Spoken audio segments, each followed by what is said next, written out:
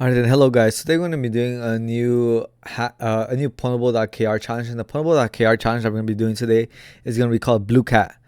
So first thing I did was I went inside the SSH server, and then we see we're giving three files: Blukat, Blukat.c, and password. So if we check the source code for Blukat, Blukat.c, we see that all it's doing is just opening the password file. We're filling up the password buffer, which is party set right here, password buffer, and we're filling it up with 100 bytes from the Blukat password.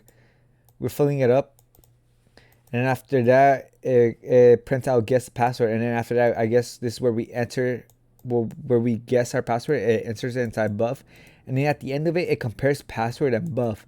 It compares these two, and if it's what we guess correctly, if we guess the password correctly, we get congrats, here's our flag, and it prints out the flag. That's basically what's going on with this challenge. So basically we have to find a way to guess the password. So at first that seems impossible because we don't know. The password could be anything. It could be anything. So that gives us something to work on. It's like, oh, we don't know, we can't guess this. So like, you would think it's brute force solution, but it's not. The trick with this password, or the method to solving this, was basically just checking file permissions. Like I have here, file permissions on, since this is a Linux machine, file permissions are set as so. So if I go right here, I'll go back, I'll give you guys like a quick rundown. So with file permissions, we have the file type, which is the very first thing right here. This is a D, it stands for directory, and then this little slash sign, or this little hyphen, is for file. And after that, we're giving permission settings, which could be, let me see, 1 2 3 4 5 6 7 8 9. So it runs up to 9. So it's 1 2 3 4 5 6 7 8 9. So these are permission settings right here. These are permission settings. And then extra, I don't know what this is, but then after that, we're giving the user and the group. So we could check, if we type lsl, we will see something similar. So we have 3 files, and then we have permissions, and then we see for Blukat, the executable, it's the user who owns it is root, and then we have a group, Blukat Pwn. Blukat.c, we have root, and then password has root and Blukat. And if you check right here, user owner, and then group owner. So how do you read file permissions? There's different ways to read file permissions, but how I like to think about it is that the first three belong to the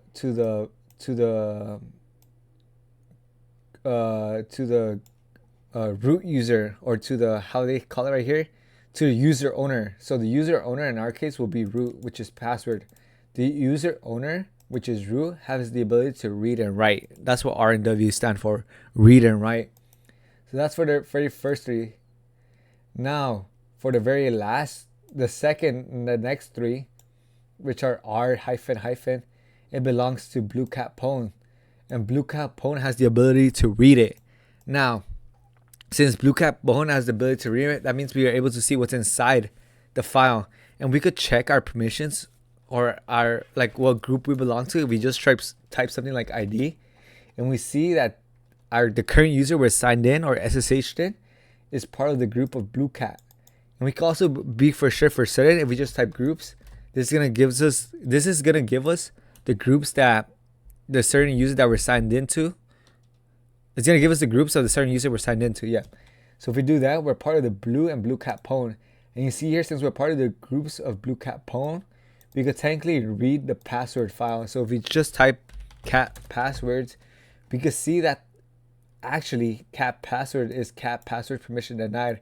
So I'm guessing this was just a way to trick people, thinking like if they run cat password, it will say they don't have permissions to run cat on it, because on so I think if I write cat pass wd, oh, I could do that. Oh, I didn't know that. Cat Etsy, I think I'm shadow. I think. Okay, see, look, I don't have the permissions to cat this. That's when you get certain permission errors, permission denied. This is something I can't cat, but in our case, cat password, we do have the permissions to cat that. Permission denied. So this is a kind of way to trick us. So if I run strings, another way to be like just to check for sure is basically we run strings. We should say strings permissions denied strings etc password denied. But if we run strings on our password, we see it should technically run strings permission denied, but we see cat password permissions denied.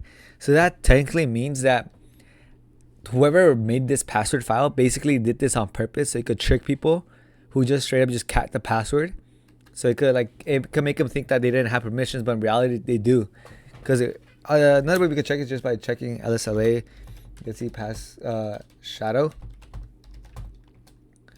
So only the root user has the ability to read and write. Oh wait, that's weird. I don't know why the R right here exists. Or root and shadow. The root user has the ability to read and write, and also the shadow user. But we're currently not part of the shadow user. We're only part of Blukat and Blukat Pwn. So technically, like I said before, we do have the permissions to read the password file. So if we run this is what's actually stored inside password. So if we run the executable Blukat, if we run that and then we guess a password, and then if we insert whatever we catted out right here, we will get congrats, here's your flag, and we get the flag, please do not miss your group perms. So this challenge was basically, for the most part, understanding Linux file permissions, and hopefully this gave you like a small introduction to it. And I already solved this challenge a while back, so I'll probably get like an error. I'll put P, capital P, yeah. So let's see, log in first. I probably haven't signed in for a while. Anyway, yeah, that was about it for this challenge. Hopefully you guys learned something new. I know I did for the most part. I guess file permissions. So that was pretty cool to learn about Linux file permissions and how to like get a small introduction to it. Well, anyway, that was about it for this challenge. And yeah, peace.